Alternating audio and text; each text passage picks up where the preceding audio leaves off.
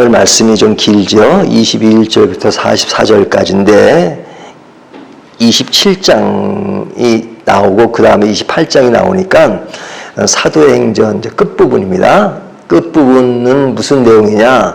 한마디로 이야기하면 로마로 가는 길입니다. 로마로 가는 길. 근데 로마로 가는 길은 사도 바울이 로마에 가고 싶어 했는데 그가 성교의 어떤 계획과 목적으로 딱 그 틀에 맞춰서 가는 것이 아니라 제수의 몸으로 가는 거죠. 물론 제수는 아닙니다. 제수로 취급을 받고 가는 것이죠. 근데 걸어가는 것이 아니고 배를 타고 가는데 그 배 타고 가는 동안에 일어났던 일들을 아주 리얼하게 다루고 있습니다. 근데 이제 오늘 본문 말씀은 뭐냐? 그 배가 이제 표류하는 것이죠. 표류. 그래서 이제 바람이 불어서 표류하는 그 내용인데 그 표류하고 있는 그 배의 크기가 얼마나 됩니까? 뭐 크기를 이렇게 뭐 몇 메타 이렇게 기록된 것이 아니라 그 규모를 그곳에 탄 사람으로 이야기하죠. 그곳에 탄 사람이 얼마냐면 276명입니다. 그러니까 276명이 타는 배니까 굉장히 큰 배죠. 지금도 276명이면 큰 배인데 당시 276명이 탔는데 이 배가 지금 그레데에서 지금 출발한 거잖아요. 그레데 미양이라는 곳에서 바울이 그 항해가 힘든 로마까지 가기 힘드니까 거기서 겨울을 보내자 그렇게 이야기하는데 이 사람들이 이제 그 옆에 있는 그러니까 이게 이제 제주도로 말하면 이제 서귀포 쪽 있고 제주도가 있잖아요. 근데 이제 제주도 쪽이 아니고 서귀포로 가자 뭐 그런 겁니다. 왜냐면 그곳에서 생활하기가 불편하니까 좀 더 편리한 곳으로 가자 해서 바울은 그러면 안 된다. 그러지 말라고 했다라고 이야기했는데 그 사람들이 끝까지 우깁니다. 그 우기는 사람들이 누구예요? 이제 그 배를 주도하는 사람은 백부장이죠. 그 백부장인데 거기에 선장이 있고 또 선주가 있습니다. 선주는 배의 주인이죠. 그러니까 배의 주인은 돈을 가진 사람이고 또 선장은 기술을 가진 사람이고 그리고 백부장은 그것을 통솔하는 사람이고 그러니까 이 사람들의 말을 들은 겁니다. 왜? 이 사람들은 지금 급해요. 뭐가 급하죠? 로마로 가는 길이 급해요. 로마로 갈 때 이것이 여객선이 아니라 오늘날 보면 화물선입니다. 화물선인데 주로 뭘 실으면 곡식을 실었단 말이죠. 그러니까 곡식을 빨리 운반해서 그래야 돈으로 회전시켜야 이들의 사업에 유익하기 때문에 이들은 빨리빨리인 겁니다. 그러니까 어떻게든지 가려고 하는데 바울은 그 1차, 2차, 3차 경험을 통해서 배를 많이 탔거든요. 그리고 알아요. 이것이 굉장히 위험한 시기라는 거. 그리고 또 하나님께서 특별하게 또 바울을 통해서 알려주셨어요. 그러니까 이런 사실을 이야기하는데도 그들은 바울의 말을 믿지 않았어요. 바울을 무시했어요. 그리고 그들이 삶에 이익을 주는 선주, 돈 있는 사람, 그 다음에 선장, 기술이 있는 사람, 그리고 통솔할 수 있는 백부장, 이 사람들이 삶에 도움이 된다는 그런 느낌을 받은 거죠. 그래서 떠났는데 그 떠나는 것이 잠깐 그 지역을 그레데 섬에서 지역을 바꾸는 건데 그들이 갈 때는 순풍이었습니다. 그러니까 순풍이 부니까 뭐 가도 되겠다라고 생각했지만 조금 지나서 완전 광풍이 불고 굉장히 그 아주 심하게 그 기후 조건이 안 좋았습니다. 그래서 2주 동안 사경을 헤맵니다. 사경을 헤맬 정도입니다. 그래서 오늘 본문에 보면 그들이 먹지도 못하고 2주 동안 헤매는 이야기를 하고 있죠. 21절 여러 사람이 오래 먹지 못하였음에 바울이 가운데 서서 말하되 여러분이여 내 말을 듣고 그래서 떠나지 아니하여 이 타격과 손상을 면하였더라면 좋을 뻔하였느니라. 근데 뭐 이미 시간은 지나가 버린 거죠. 그래서 굉장히 어려워진 그런 상황입니다. 자, 그러다가 2주 동안 그것이 막 헤맸는데 그때는 뭐 하늘의 별 또 해를 볼 수 없기 때문에 그 당시는 그 배가 가는 것들을 그 자연을 통해서 알고 있었는데 그런 것도 눈치를 챌 수가 없었어요. 굉장히 기후 조건이 안 좋고 그래서 그냥 배가 막 2주 동안 막 표류했는데 그 표류해서 간 곳이 어디입니까? 간 곳이 그 간 곳이 좀 이따 이름이 나오는데요. 그것이 저 로마에 가까이 간 겁니다. 로마에 가까이, 그러니까 로마에 가까이 갔어요. 그러니까 그레데에서 한참 왼쪽으로 간 겁니다. 그런데 그곳에 가서 이제 도착될 무렵 일어난 상황을 이제 얘기하는데요. 그것이 몇 절이냐면 27절. 19일째 되는 날 밤에 우리가 아드리아 바다에서 이리저리 쫓겨가다가 이제 아드리아 바다라는 것은 그 그레데 섬 우쪽으로 이렇게 바다가 이렇게 육지로 보면 이렇게 돼 있으니까 이렇게 바다 닫혀 있잖아요. 거기가 이제 아드리바인데 거기서 이리저리 쫓겨가다가 자정쯤 되어 사공들이 어느 육지에 가까워지는 줄을 짐작하고 물을 재어보니 20길이 되고 조금 가다가 다시 재니 15길이라. 암초에 걸릴까요? 고물로 넷을 내리고 날이 새기를 고대하니라. 그리고 다음 절 사공들이 도망하고자 하여 이물에서 닻을 내리는 채하고 거룻배를 바다에 내려놓고는 그러죠. 그러니까 지금 2주 동안 굉장히 어려우니까 그 어려움이 이제 끝날 무렵이라고 생각은 안 한 겁니다. 그러니까 여기에 있는 사공들이 이 항해는 어렵겠다 해가지고 사공들이 어떤 생각을 해요? 도망할 생각을 하죠. 그러니까 오늘날로 말하면 배가 지금 파산 일보 직전에 있는데 거기에 있는 많은 승객들이 있습니다. 그 승객들을 안내할 그 선원들이 도망을 한다면 어떻게 되겠어요?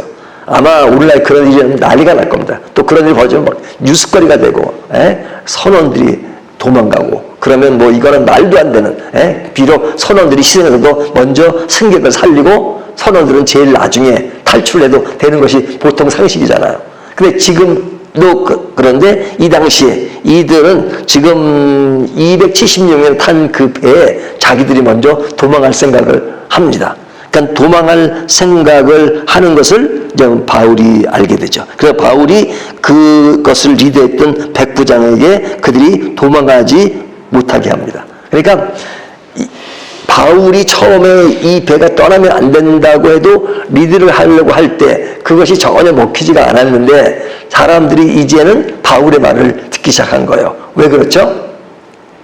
순풍이 광풍으로 바뀌고 그리고 그런 위기를 겪고 그리고 그 위기가 바울의 말을 듣지 않음으로 왔다는 것이 확인되니까 그때부터는 이제 바울의 말을 듣기 시작하는 겁니다.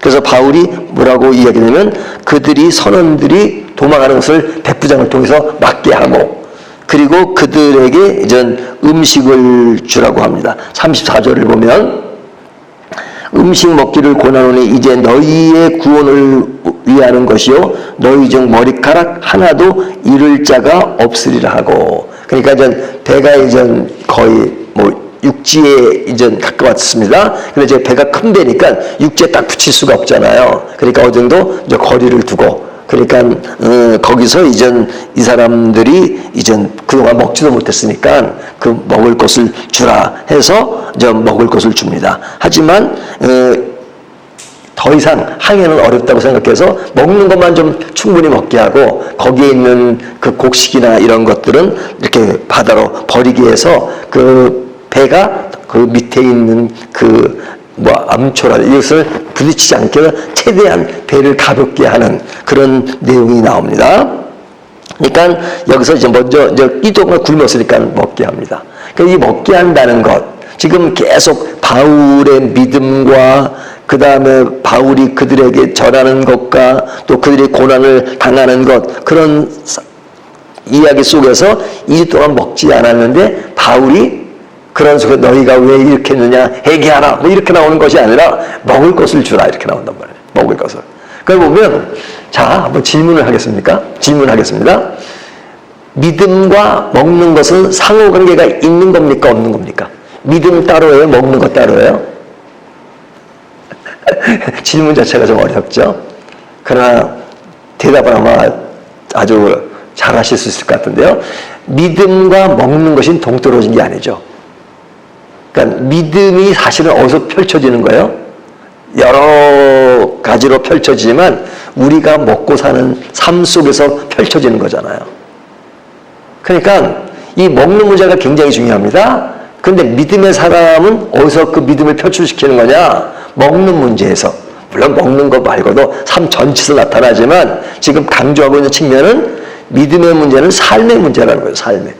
삶과 동떨어진 문제가 아니고 뭐 영적인 세계는 영적인 세계에 다른 영역이 있고 우리가 먹고 살고 일하고 뭐 그런 것은 다른 영역이 있는 것이 아니라 우리의 일상 속에 영적인 삶을 사는 거죠. 그렇기 때문에 우리가 생활 속의 신앙이 중요하죠. 생활과 동떨어진 신앙은 그거는 그냥 진짜 하나님이 원하는 바가 아니죠.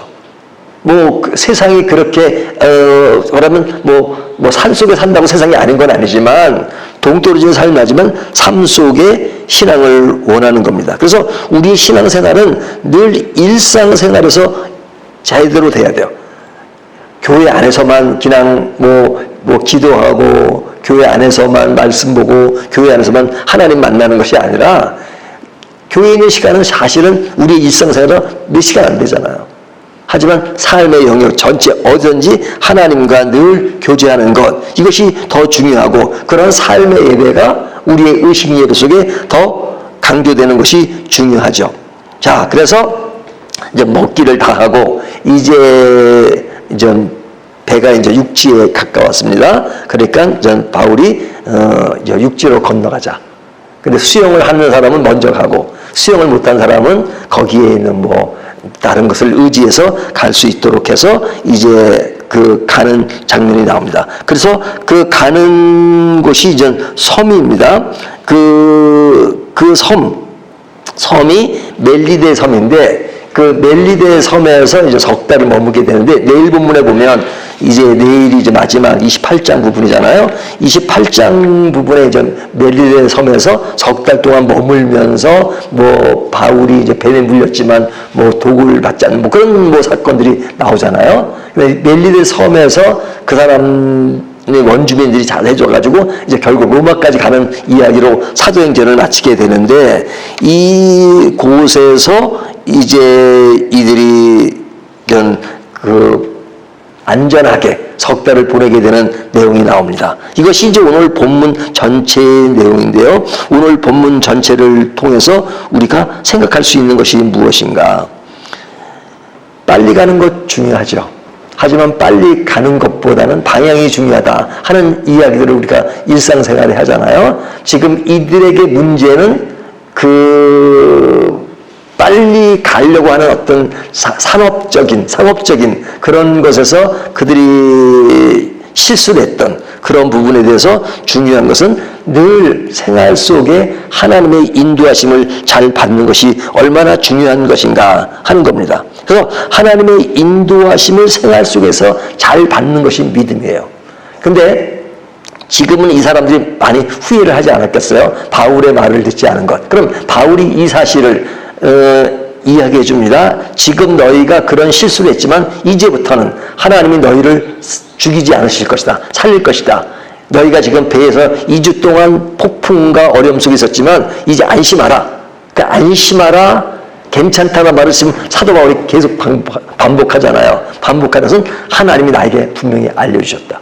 그러니까 너희 안심하라. 너희 한 사람도 머리카락은 상하지 않을 것이다. 이렇게 이야기합니다. 그러니까 이런 확신이 있었기 때문에 이 사람들도 안심하고 그리고 이곳에서 석 달 동안 머물 수 있는 것이죠. 그렇다면 오늘날도 우리가 분명한 하나님의 말씀이 우리를 주어진다면 굉장히 안심이 되겠죠. 근데 좀 바울에게 하나님이 안심하라 이렇게 딱 이렇게 들려준 것처럼 오늘날도 우리가 너무 분명하게 하나님이 딱 그냥 뭐 이렇게 앞에 탁 나타나셔가지고 분명히 보여주면서 야 세일아 이렇게 괜찮고 이번 주 설교에 이거 교인들의 생활 가운데 이런 게 있으니까 고심하는 분들이 있어. 그러니까 이런 부분은 뭐 병원에 안 가도 되고 뭐 이런 부분은 뭐 진짜 뭐 이렇게 되고 하는 걸 다 알려주시면 얼마나 좋겠어요. 근데 저는 그렇게 알려주신 적이 없어요. 그러면 하나님이 분명히 우리들이 충분하게 느낄 수 있는 것처럼 보여주신다면 너무 명료하게 그 말을 따라 예 하고 가기 쉽죠. 뭐 저뿐만 아니라 우리가 생활 가운데 어려움을 겪고 또 힘든 일이 많을 때마다 항상 그냥 분명하게 이것은 이래라 이렇게 알려주면 얼마나 좋겠어요. 그렇게 바라는 바입니다. 근데 모르는 것이 많잖아요. 청년들이 이렇게 상담하는 모습을 보면 옛날에 내가 사귀는 사람이 있는데 이 사람과 결혼을 하는 것이 좋습니까? 안 하는 것이 좋습니까? 그러면 하나님이 누구에게나 꼭 네가 사귀는 사람이 두 사람인데 꼭 A랑 해. 그렇게 알려주시나요? 뭐 그럴 수도 있겠죠. 하지만 하나님도 꼭 그렇게 말씀하시는 건 아니잖아요. 그러니까 우리에게 중요한 것은 뭐냐면 우리가 믿음으로 산다고 할 때 하나님이 분명히 알려주는 것을 알면 믿음 생활이 편해진다는 것은 그건 진리예요, 진리. 근데 그것을 어떻게 하느냐가 문제죠. 어떻게 하느냐. 그것이 우리 관점이잖아요. 관점은 오늘날은 계시가 완성된 그런 상황 속에서 너무 분명하게 알려주는 것이 있습니다. 그것이 뭐냐면 하나님의 말씀이에요. 성경, 하나님의 말씀. 그럼 하나님의 말씀을 보면 그러면 오늘 뭐 일은 이렇게 하라, 저렇게 하라 이렇게 말씀해 주시나요? 그 원리가 들어있는 거죠. 원리가. 그 원리가 뭐냐?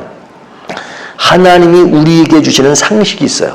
믿음의 상식. 믿음의 상식은 뭐냐면 하나님이 이렇게도 되고 저렇게도 되는 그런 하나님의 이 우리들에게 자유롭게 선택할 수 있는 그런 부분이 상당히 많죠.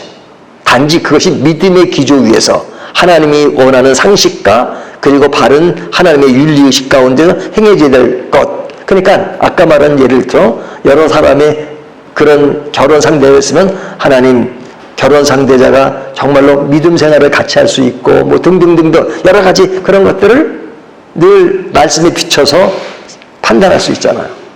근데 문제는 뭐냐면 그런 것들이 애매한 부분이지. 애매한 부분. 그것이 어떤 애매한 부분. 그러니까 반드시 이런 상황이 이렇게 해야 되는 것. 그렇죠?